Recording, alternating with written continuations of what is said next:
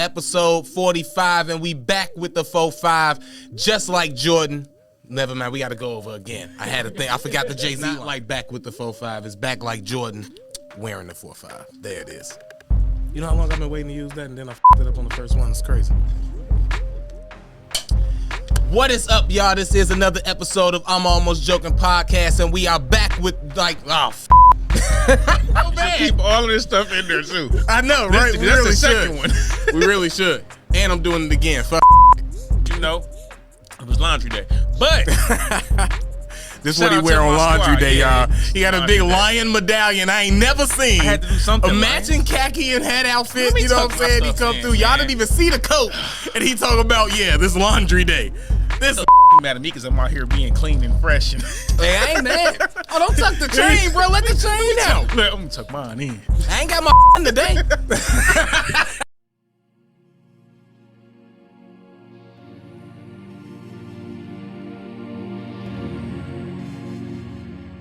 What up, y'all? This is another episode of I'm Almost Joking Podcast, and we are back like Jordan wearing the 4-5, not here to play games. I am one half of the Disrespective Collective, Craig Smith, a.k.a. Sensei Life, here with...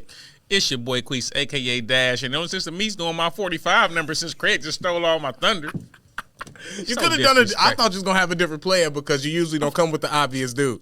Yeah, I did actually have, but I was going to use Jordan. Then you well, on that note, guess we could go to my boy for the Cavs. You know what I'm saying? We could have went Donovan Mitchell, but oh yeah, he wearing 45 now. He did with the Jazz. Oh shit, I don't even remember that. Nobody does. He played in Utah. Oh, you don't want to talk about the Lions or nothing? Of course we was gonna get that. I'm happy you brought that up, Craig. I started to wear my Lion stuff again for the video watchers, but it was laundry day. But. This is what he wear on laundry day, y'all. He got a big lion medallion I ain't never seen. I had to do something. A matching khaki and hat outfit. You know what I'm saying? He come through. Y'all didn't even see the coat, and he talking about this laundry day. This nigga. I'm like my man Lulu said on Power. He was like, "Don't be mad at me because I'm out here being clean and fresh." And hey, I ain't mad. Oh, don't tuck the chain, bro. Let the chain out. I'm gonna tuck mine in. I ain't got my gun today. No, but shout out to my boys, the Lions. We on a 2-game win streak for the first time, and it seemed like 73 years. It probably have been that long. Wait a minute, bro. Y'all won yesterday? Hell yeah. Damn. I came in here. Streak. We beat the Bears. Hey, this is what's crazy. You gonna wear that? Hey, this is what's crazy, right? I was at a bar getting something to eat yesterday. I don't watch football, right? I was at a bar getting something to eat yesterday. I look up on the thing. It was like Bears 23, Lions 10, third quarter. I was like, ooh, first thing I'm going to do is ask about them Lions when I get to the podcast tomorrow because I don't be paying attention. It was a shock they was playing each other, right? So I come in here today, and what did those Bears do? They bared. They bared. Hey, look, I ain't gonna even lie. I can't even gloat and stunt and make my joke funny because they lost. Damn sure I didn't even know. The Lions usually do what the Bears did. I was watching like, yo, why they straight lioning against the Lions? Like they was lioning against the Lions, but I appreciate it. We had take the dub 2 in a row. Now I ain't gonna talk about that 1-6 start. Y'all see, I ain't brought them up after that first. I didn't mean to bring them. I should have did my research. You did. I didn't know they won. I'm glad you didn't. I got the votes a little bit. I thought I was gonna be able to fake gloat like a real sports fan and root for the Bears beating the Lions, but no. And they couldn't even give me that. It's all good. Shout out to Justin Fields, though. Yeah, he did. That's his name, right? Yeah. We used to have Justin Fields helping out with the show. He came through for a couple episodes in the summer. Shout out to Justin. Now he doing his thing in the league. Dude did look like Justin Fields. He looked just like Justin Fields. Shout out to him. What else happened this weekend? A whole lot of stuff happened this weekend. Oh yeah, it did. It did. Yeah. Before we get to the serious stuff, you want to get into the music, or you want to just go straight into? We can get into the music. All right. Then we gonna get into what everybody want to get into. Trust me, we all talking. We all know. But music though, Nas, I ain't gonna even lie. I ain't even listening to Nas. What? You didn't listen to? I found out KD3 was coming out on 11/11. What was that? Friday. Wednesday, which was November 9th. Just going through Instagram, seeing them posted like, "Oh, we getting another KD3. Cool." So I was excited. I didn't know that Glorilla was dropping Friday. I'm shocked you listened to Nas because I heard Glorilla. I listened to Glorilla first. And Nas' album is almost as fire as Glorilla's. What? Coming from Craig? I know Nas album ain't ratchet, so what makes you say something like that? That's a sarcastic statement. Oh, okay. But on some real... I highly doubt you really think and believe that, Craig. Now, on some real, Nas delivered again. We know what it is. It's KD3. You think he gonna stop him and Hit Boy? They got a chemistry. He done figured it out. And he addressed that weak beats comment. He didn't really say nothing for it. He just said that, yeah, but I got bitches, though. Oh, I hope we had 8 minutes. But anyway, he was like, yeah, I got girls, though. I'll probably pick weak beats, but he didn't say that. But he rhymed it with weak freaks. He do know he used to pick a bunch of weak beats. Yeah, but now he got Hit Boy. 4 in a row if you include Magic. You know what I'm saying? So that's he definitely delivered on this one. I think you'll like. Well, of course you're gonna like it. You're gonna fuck with it. You an MC, so you ain't no rapper. So of course you're gonna fuck with it. But he definitely like on the Perfect Symmetry. If I didn't listen to Glorilla first, I would have went to Glorilla after. And in the Perfect Symmetry, kind of his bonus track, the hook involved Glorilla. He said something like, man, that boy Nas still witty. When she with me, she F and F, like, you know what I'm saying, Glorilla or something like that. And it was just like, for me in my mind, on some, I'm finna listen to both of these. Man, that would have been dope to listen to Nas first, then get reminded, Glorilla, and then the last song going to Glorilla album. I would have never listened to Nas first, then Glorilla, then not like it's not gonna. It ain't gonna register, bro. It was 9 tracks. I heard it in the shower in the morning. It was a quick listen. It ain't gonna register, because that's a whole different vibe. That's probably why I ain't listened to the album yet. Like, because I'm still bumping Drake and 21, and it's like I can't go from that to Nas. It's not gonna sonically sound good. I'm not gonna like it if I go right now. So I'll be having to wait. I don't really like when they release. It's very few artists. If I hear they releasing, I gotta go get it. Like, I gotta hear it now. But like most artists, it might release and I might wait like weeks before I check it out. Damn, something must be wrong with me, bro, because I am like that. Like I'm the opposite. When something come out, I'm like, I gotta hear this now. Sometimes I'm mad that it's like, why everybody putting stuff out? I ain't got time to listen to all 3 of these. Mm-hmm. So I be listening like as quick as possible. Sometimes I won't go back if it don't grab me or catch me or if I don't feel nothing like that.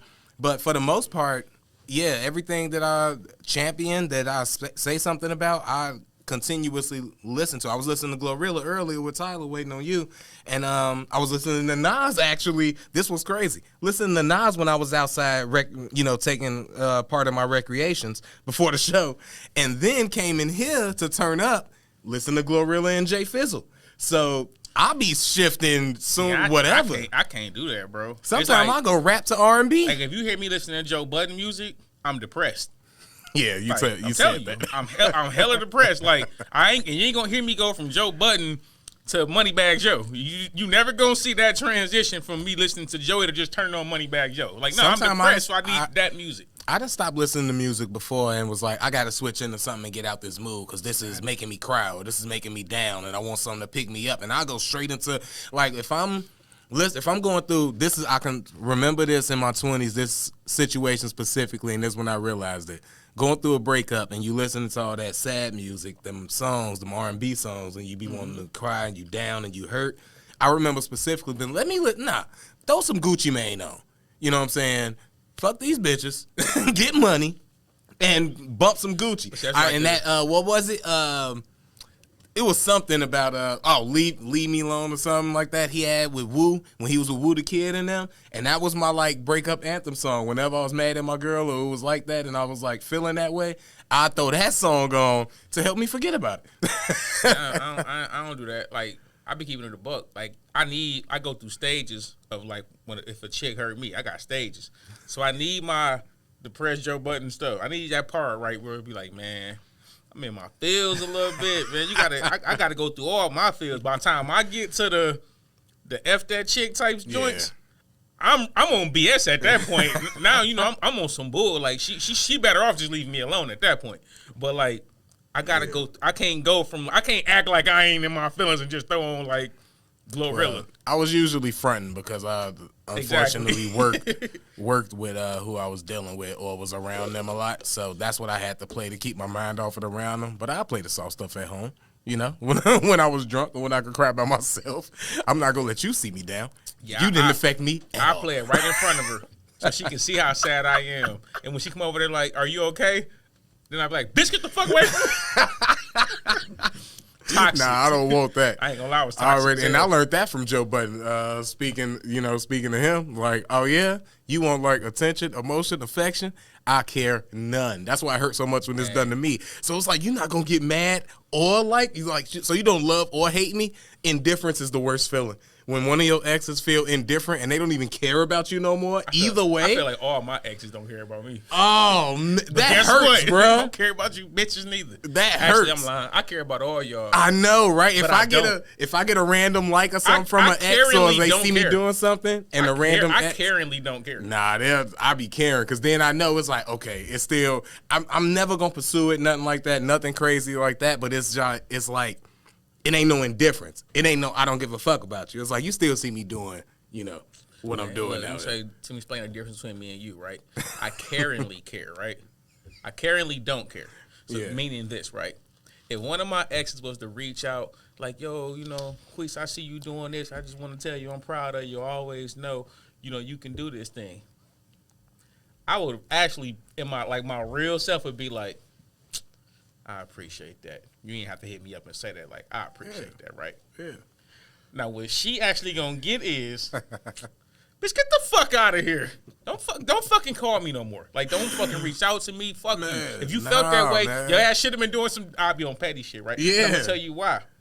That's just my way of saying I never got to express I never got closure to cuss you out the way I wanted to. So after I cuss you out this one good time. Then maybe the next time you reach out like that, I might be on some cool shit. I never got to curse you. I never got closure for the first time that you hurt me. Straight up. Because I probably just left your ass alone or you probably did some I think, you know what? I ain't going to lie. I ain't going to act like I'm no victim, right?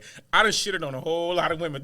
Right? I ain't have to tell now, me that. I knew you was on bullshit saying what you were saying. I was just going to let you go.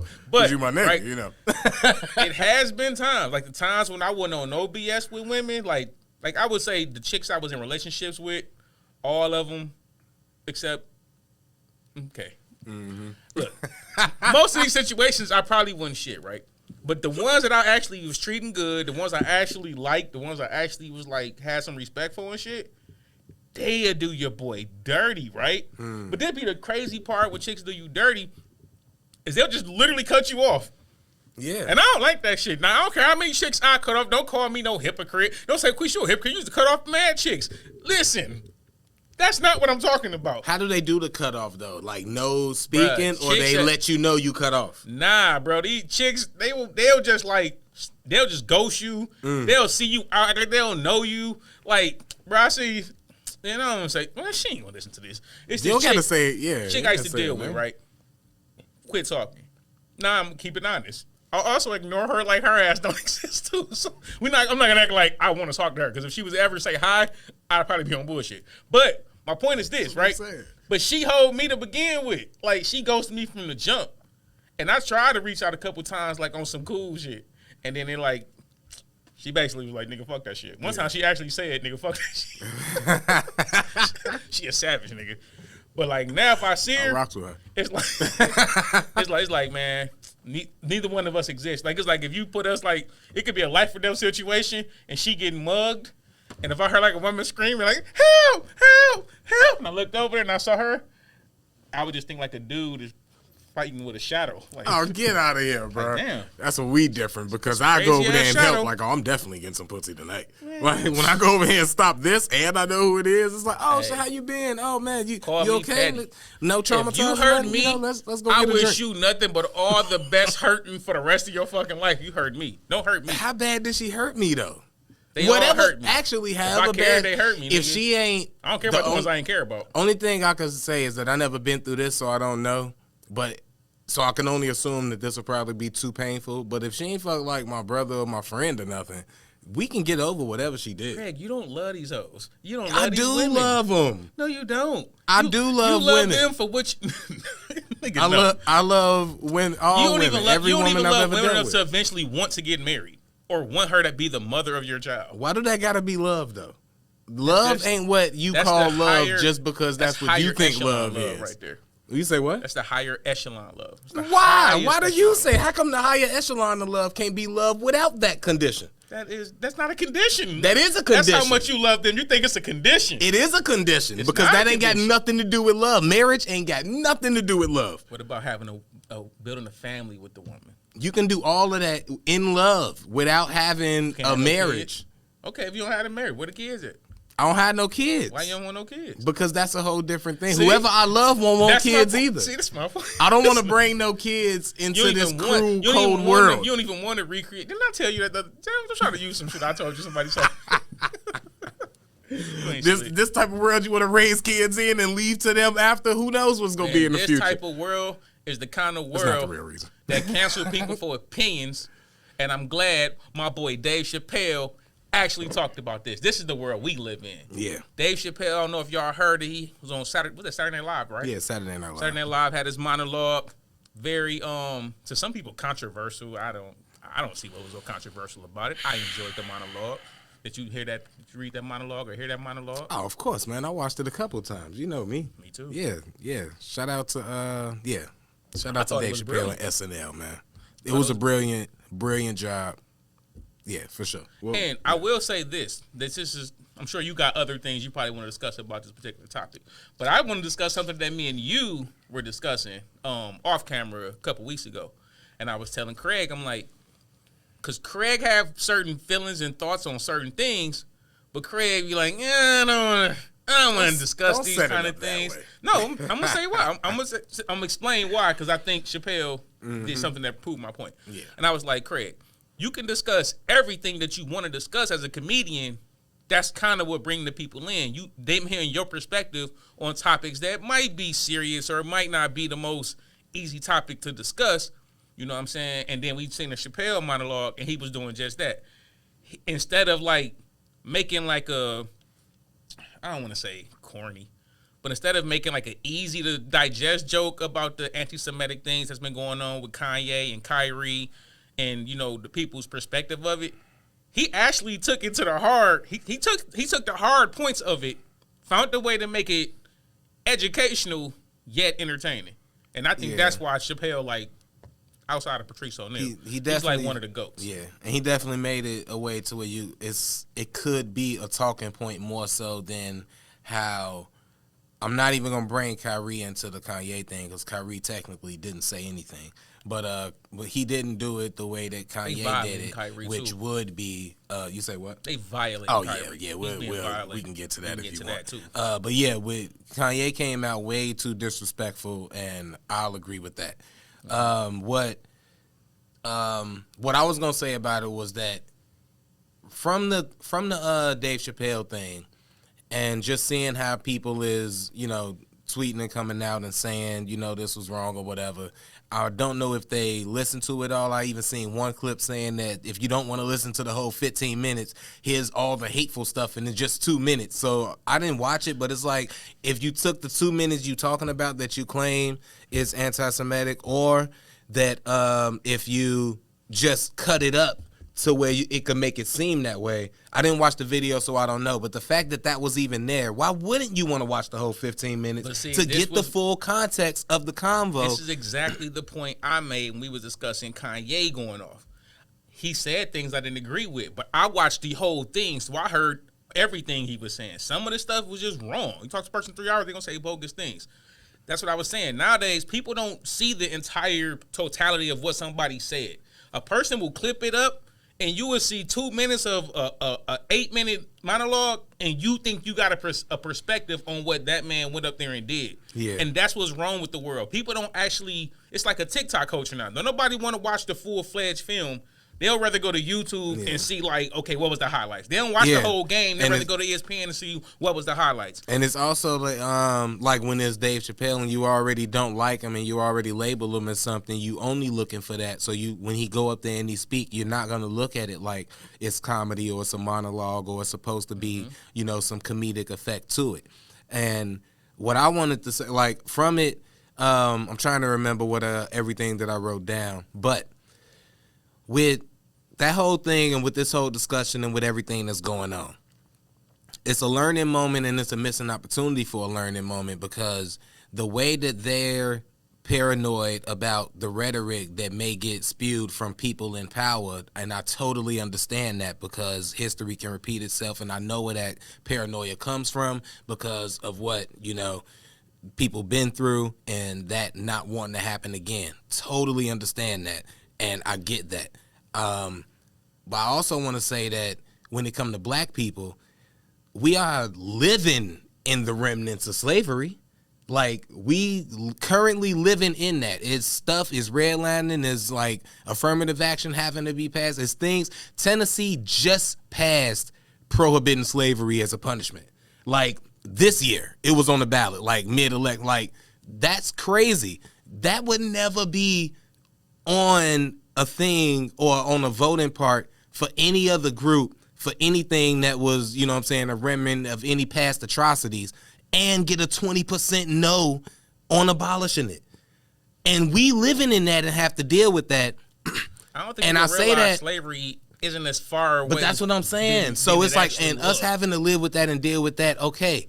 And I just think understanding should be understood on both sides. We shouldn't have to be, because I do understand that, and I'm not negating that, but we shouldn't have to be not forced, but we shouldn't have to understand that without nobody understanding us. And when you really think about it, the paranoia that comes from them and scared of this rhetoric, and the paranoia that we have of living in America, we neither one, if we came together and like understood each other, and if that's really what this is about, what we scared of and what we paranoid from, apparently from the same hateful people, then maybe we come together and get an understanding, and we wouldn't have to be so paranoid of that happening anymore, because we would have more numbers and more people having our back and more protection and more connection and togetherness. And when you do the opposite of telling that, like, just pretty much, that's another thing I wanted to bring up. That was a very good point that I'm wish more people publicized. Nick Cannon has sat down with the leader of the ADL, and he brought up buck breaking and what they doing to Kyrie. We can get into the Kyrie after this and what they was doing to Kyrie. And the guy never heard of that. And I believe, if I'm wrong, forgive me, but I believe this was a Jewish guy he was talking to, Nick Cannon, having that dialogue. And that guy didn't know what buck breaking was, and he had to explain to him. If y'all don't know what buck breaking is, I'm kind of shocked, but buck breaking is back when it was slavery, they would take the biggest, baddest slave that would, even if that was intimidating to the masses or leading the people, or if he made a move to make it seem like he can start something, get any type of leadership, we gonna whip him the worst. Sometimes you just had to be the biggest one, and we will whip him the worst in front of everybody and beat him the worst just to let everybody else know that your biggest guy will fuck up, so none of you rest of y'all get in line. And that's kind of what's happening in a metaphorical sense when you have your Shaq and your Charles Barkleys and everybody attacking Kyrie. Not saying that they have to have his back, but you don't have to hang him, verbally on TV. You don't have to do that. But when you do that, most people sometimes kind of know what it is and why. But that's what I'm talking about, like that type of stuff. And it could be way more gained from understanding, and the more you kind of punish people and forbid them from gaining any type of understanding or even explaining to them why this is wrong or why this is happening, you get this misinformation and this divide when it could really be a unified front. If that paranoia and everything is what we all really scared of, if that's really the worry, way more can be gained unifying than fighting over this and just trying to shut people up because they have a different idea instead of having to have a dialogue, trying to have a dialogue and giving each other understanding. Craig, people don't want equality. They don't want fairness. That's what they're afraid of. They're afraid of that. What you just said, if that's the end goal, that's what they're afraid of. They want the hierarchy so you knowing your place. That's the way this world has always ran, no matter who at the top, no matter who you want to say is at the top. It's always ran that way. It's always been a hierarchy in the haves and the have-nots. No one wants it to be equal. That's what they don't want. Nobody wants everybody to be on the same level and view them. People say that because it sounds good. That's where the problem always come. When somebody feel like, Kanye, for example. When Kanye got to billionaire status and he felt like the rules don't apply to him anymore because I'm on this same level with y'all and I can talk to you a certain way because I'm worth more money than you and I'm more important than you. And he went on there and he was feeling himself. He thought he can say anti-Semitic things on the podcast. He said it on the podcast. I can say these things and nothing's going to happen. And to show him that, oh, you really feeling yourself? He lost $1.5 billion in 24 hours. So it's like it is the bug breaking, and I know what bug breaking is. I thought this before. I didn't even see the Nick Cannon thing. Oh yeah, I've been saying that it's bug breaking. I knew that's when they showed the list for Kyrie. I knew that. That's but this is what I was saying. We was discussing the Kanye thing. Even if I don't agree with everything he's saying, I'm not into just canceling him because we're told we need to feel some way about this, and he needs to be canceled. Well, the black people kind of canceled for the George Floyd stuff. But they didn't even let that go either. This was my point. Most people didn't even watch the whole thing. They saw clips, you included. Yeah. They never watched it. So as black people, we can't just let somebody give us a piece of the story without wanting to know our entire history. That's like somebody going to school. I'm standing by my man at him for George Floyd. I ain't talking stuff. about. I'm talking about bigger than that. Said the I don't wrong care about things. Craig, no one cares what he said. I'm talking about the bigger thing. That's how they buck break us too intellectually. They only give you part of your story. If you don't know which was what Kyrie thought he was attempting to do, was show like different aspects of our history and our story that he thought people might need to see. And it wasn't that, I'm sure he didn't agree with everything in the documentary, but it was probably his intent was just to share history. But if you only know of certain parts of our history, if you only taught black people were slaves, that's all you taught. You grew up thinking our history started damn near as slavery. Then you don't know about the history of the kings and you know what I'm saying, it was still a hierarchy there, but you don't know about our history in Africa and us you don't know nothing about none of this stuff if you ain't got that part of the story. So you need all the story. You can't just let somebody give you a clip and then say, okay, that's the whole story. I'm gonna ride with that narrative because you gave me this clip, but you missed the whole rest of the story. Yeah. And I feel like that's how they get us a lot these days. Can't forget Mansa Musa was a real person, so. Yeah, but I mean, that's another thing Kanye got to stop doing. You are not the richest black man in history. You're not even the richest black man right now, Kanye let alone history. Himself. Kanye lost himself a long time ago. But it's like I don't like turning my back on people who I know ain't well. Like Kanye ain't well. Yeah, that too. That's another thing. Like I definitely take that into consideration, and that's why I take not most of the things he say in jest, but it's most of the things like, oh, this is not somebody who, I don't know how to word it right, but he's going through something. He's not well. He's not well. He's dealt with a lot. You know what I'm saying? And I feel like even though I do feel he's not, there's no excuse for what he's saying, but it's like he be wrong. Like Kanye be wrong. Yeah. Like let's not get he not a news anchor on Fox News. And he do some real F stuff sometimes. You know what I'm saying? Yeah. But even with that being said, I'm the kind of person that if I can talk to a bum on the street, right? He gonna say some things I rock with. He gonna say some things that make me think. Because he got experiences that I don't have. I ain't homeless. I ain't probably living. The best experiences. He might have the best people you should talk to. He might have been a banker at one point. Lost his wife. I actually met a dude like that. But he. You want to know about life? Ask somebody who's not up in life. I think that's good to say.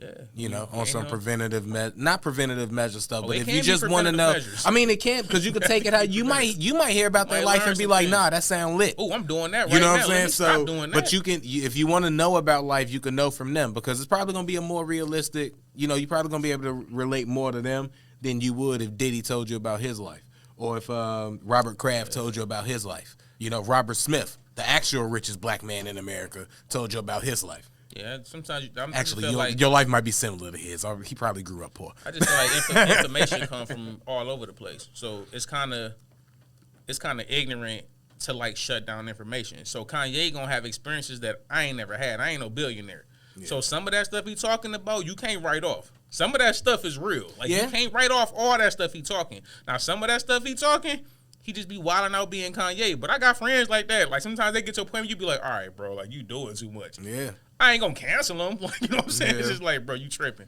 But it's like, I feel like that's what they do, man. They put one of us in front to prove the point. They did it with Ye. We're going to take all your money since you feel like your money can't be taken. And they trying to do it with Kyrie where, okay, we'll take your career from you and we want to take your money. Like, how you going to make me have to donate money because I shared a link?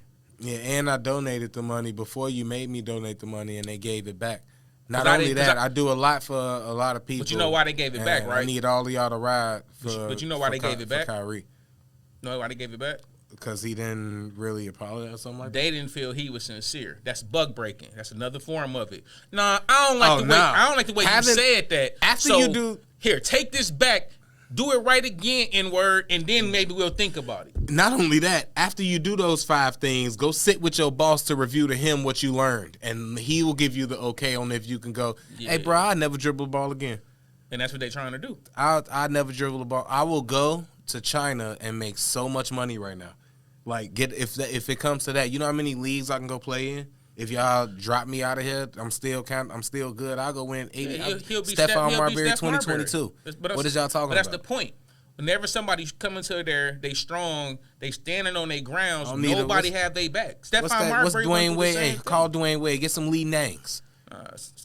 Those are Dwayne Wade shoes, if y'all don't know. Lee Nangs. He got a whole deal with them still over there in China. Go rock with Marbury. Put out some Kyrie Starberry. This the point. Don't do no Lee Nangs. Don't do no Lee Nangs. Go start your own shoe company. Y'all, you in the company with all these millionaires, and we always looking for somebody else to give us something. Oh, let's go sign the contract. Let's go start our own stuff. They fuck around give him equity in Lee Nang. Forget equity. Holla at Dwayne Wade. Y'all 33. Go start your own. We don't need equity. You know what I'm saying? Let me get a piece. We need to start our own. I mean, yeah, that too, but if that way nobody can ever take it from you. This is the kind of stuff Kanye was talking. See, I know that's nigga shit. Who got the time today? But that's the kind of stuff Kanye was talking about.